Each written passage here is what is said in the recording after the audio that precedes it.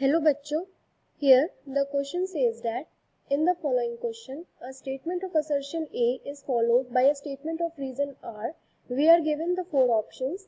Now coming to the assertion part, it is saying that in metatherians, scrotum is present in front of the penis, and the reason for this assertion is in prototherians, scrotum is present behind the penis.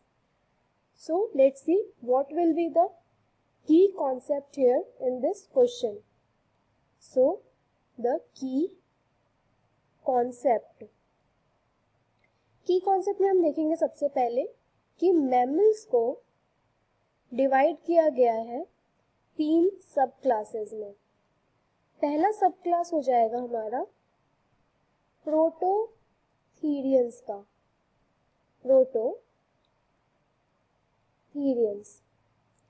Second सब class हमारा हो जाएगा मेटाथीरियंस और तीसरा सब class हो जाएगा यूथीरियंस। सो प्रोटोथीरियंस में कौन से ऑर्गेनिजम्स आते हैं, कौन से मैमल्स को हम इंक्लूड करते हैं प्रोटोथीरियंस में? इसमें वो सारे ओविपेरस मैमल्स आ जाएंगे।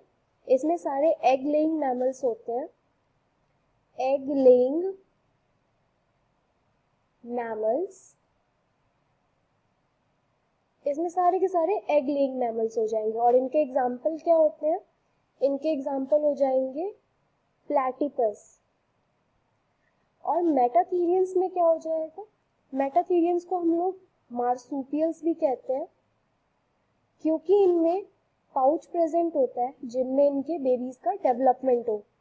तो पाउच्ड एनिमल्स और pouched mammals are called as marsupials and the example of the marsupials is the kangaroo.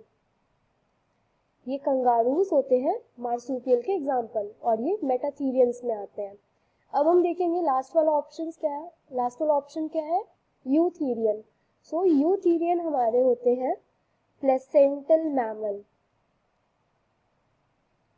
ये हो जाएंगे हमारे प्लेसेंटल मैमल। और इनके एग्जाम्पल क्या हो जाएंगे? इनमें ह्यूमंस, डॉग, कैट, ये सारे के सारे इसमें आ जाते हैं यूथीरियंस में। अब हम देखते हैं इसमें असर्शन क्या गिवन है। In metatherians scrotum is present in front of the पीनस।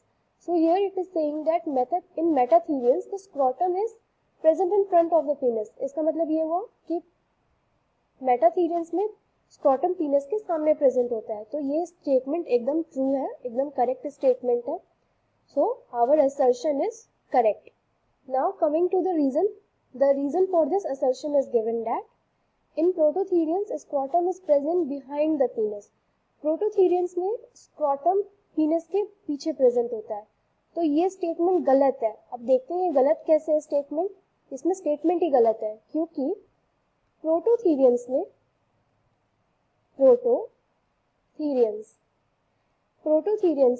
Scrotum he absent होता है। जब स्क्रोटम ही एब्सेंट है तो हम उसकी पोजीशनिंग कैसे बता सकते हैं कि वो कहाँ प्रेजेंट है? तो यहाँ पर स्क्रोटम एब्सेंट होता है। और क्यों यहाँ पे स्क्रोटम एब्सेंट होता है? क्योंकि because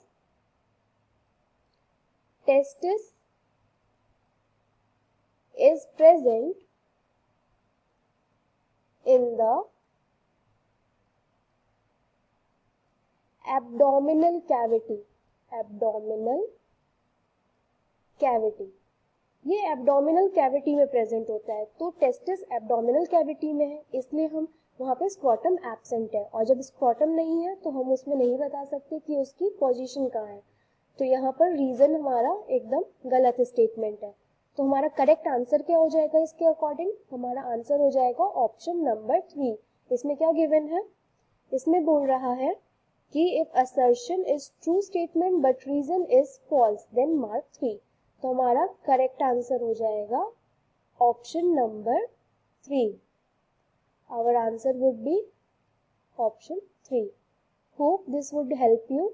Thank you.